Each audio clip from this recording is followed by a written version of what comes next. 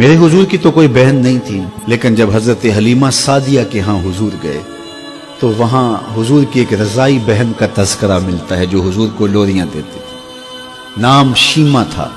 तो शाम के वक्त जब खवातीन खाना पकाने में मसरूफ होने लगती तो बहनें वीर उठा करके बाहर ले जाती। हर बहन का ख्याल ये होता कि मेरे वीर से सोना जमाने में कोई नहीं। कहते हैं खूबसूरती देखने वाले की आंख में होती है। जिसके वीर का रंग सोना होता तो वो कहती रंग नहीं तो कुछ भी नहीं है, और जिसके नकूश तीखे होते तो वो कहती कि रंग का क्या है, हुस्न तो नकूश में होता है। जिसकी आंखें खूबसूरत होती वो कहती मेरे वीर की झील जैसी आंखें तो देखो। अब यही बनु साद के मोहल्ले में होता। बच्चियां अपने वीर उठा के ले आती है, कहती मेरे वीर वर्गा कोई नहीं, दूसरी कहती मेरे वीर जैसा नहीं। इतने में हजरत शीमा अपना वीर मोहम्मद उठा के ले आते और दूर से कहती नहीं मेरा वीर भी आ गया, तो सबके सर झुक जाते और कहते नहीं नहीं नहीं नहीं शीमा तेरे वीर का मुकाबला तो नहीं ना, हम तो आपस में बात कर रही हैं।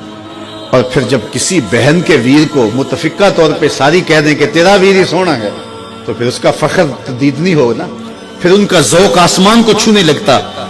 इब्ने हश्शाम सीरत की सबसे पहली किताब, उसमें यह वाक़या लिखा है कि फिर हज़रत शीमा हुजूर को अपनी आगोश में लेकर समेटती और फिर चूमती और फिर वो लोरी देती, और वो लोरी के लफ्ज भी लिखे हैं, रब्बना अब के लना मुहम्मदा हत्ता अराहु याफियम व अमरदा।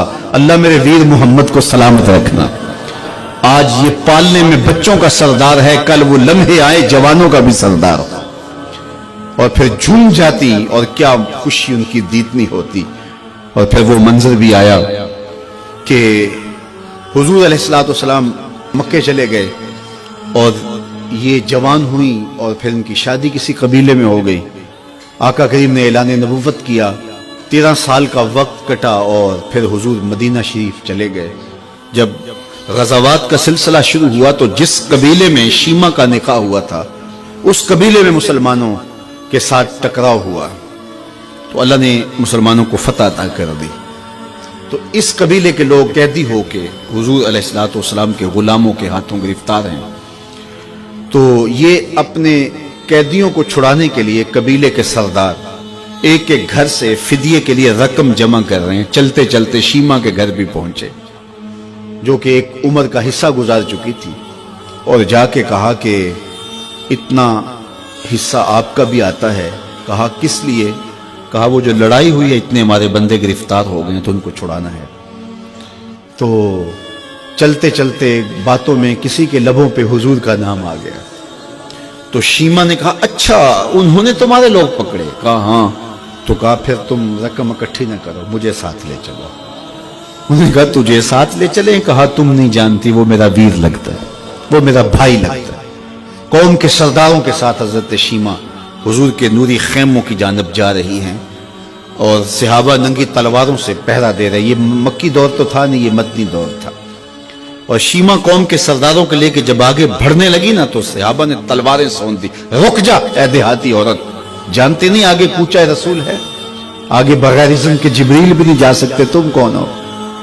तो शीमा ने जो लफ्ज कहे वो लफ्ज नहीं है। उसने कहा खल्लू सबीली वालमू आना उख्त नबीयकुम, मेरी राहें छोड़ दो, तुम जानते नहीं मैं तुम्हारे नबी की बाजी लगती हूं। तलवारें झुक गई, आंखों पर पलकों की चिलमने आ गई, रास्ता छोड़ दिया। हुजूर के खैमा नूरी में दाखिल हुई तो हुजूर ने देखा, पहचान लिया, उठ के खड़े हो गए। फरमाया बहन कैसे आना हुआ? आपके लोगों ने हमारे कुछ बंदे पकड़े, छुड़ाने आई। तो फरमाया बहन तूने जहमत गवारा क्यों की? तू पैगाम भेज देती मैं यूं ही छोड़ देता, लेकिन तुम आ गई हो, अच्छा हुआ मुलाकात हुई। फिर हुजूर ने कैदियों को छोड़ने का ऐलान किया और कुछ घोड़े और चंद जोड़े हजरत शीमा को हुजूर ने तोहफे के तौर पे दिए। वीरों के दरवाजे पर बहने आए तो वीर खाली तो मोड़ा नहीं करते, तो हुजूर ने बहुत कुछ अता किया। और फिर रुखसत करने खैमे से बाहर आए तो सहाबा की जमात मुंतजर थी। फरमाया सहाबा जब मैं कैदी छोड़ा करता हूँ मेरी आदत तुम्हें मालूम है कि मैं पहले तुमसे मुशावरत किया करता हूँ। आज ऐसा मौका आया कि मैंने तुमसे मुशावरत भी नहीं की और कैदी भी छोड़ दिए। कहा जो चाहें आप करें, लेकिन क्यों मुशावरत नहीं फरमाई? हुजूर अगर इरशाद फरमा दें। तो फरमा इसलिए कि मेरे दरवाजे पे मेरी बहन आ गई थी। कोई लाओ तो सही जमाने में ऐसा, कोई लाओ तो सही जमाने में یہ جمال اور یہ حسن اور یہ کمال رکھنے والا، تو پھر کیوں نہ ہم اپنی ساری زندگی اس آقا کے نام لگاتے ہیں۔